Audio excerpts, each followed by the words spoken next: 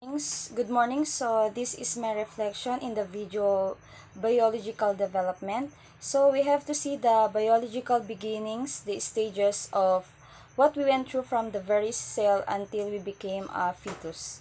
Of course, the first one or the very stage one is the zygote or the cell stage. So we have stages of development. First is prenatal development. There are three prenatal development: development of zygote, development of embryo, and the development of fetus.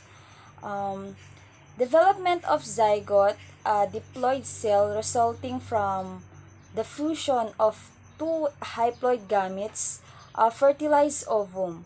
Development of embryo. The embryo is an early developmental stage of animals.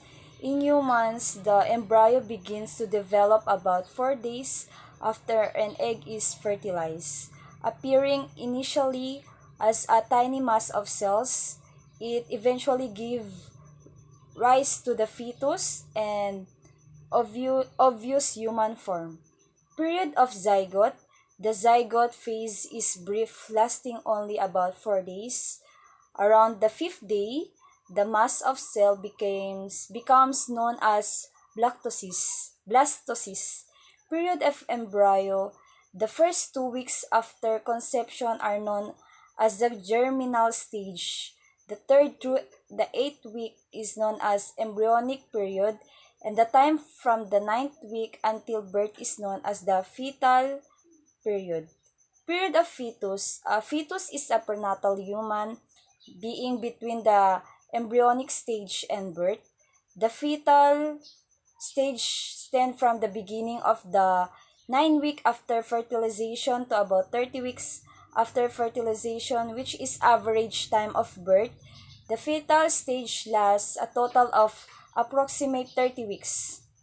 Blastocyst is a structure formed in the early development of mammals. It possesses the inner cell mass which subsequently form the embryo.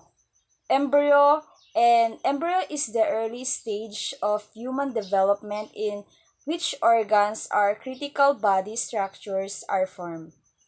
Implantation is a process that occurs after an embryo fertilized egg travels down the fallopian tube and burrows deep into the lining of the uterus, where it will remain until delivery. Here are the other terms of conception to birth. First is amnion, chorion, placenta, umbilical cord, vernix, lanugo, and the age of viability. So, here the potential problems in prenatal development. First is teratogens, refers to any disease, drugs, or other environment agent. Second is sensitive period.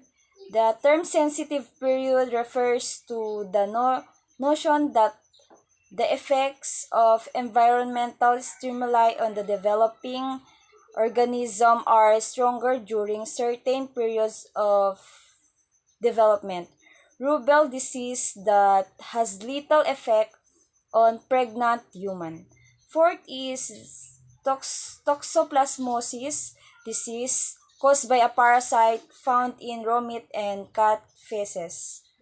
Fifth is syphilis, sexually transmitted disease that may cross the placental barrier in the middle. That's all. Thank you.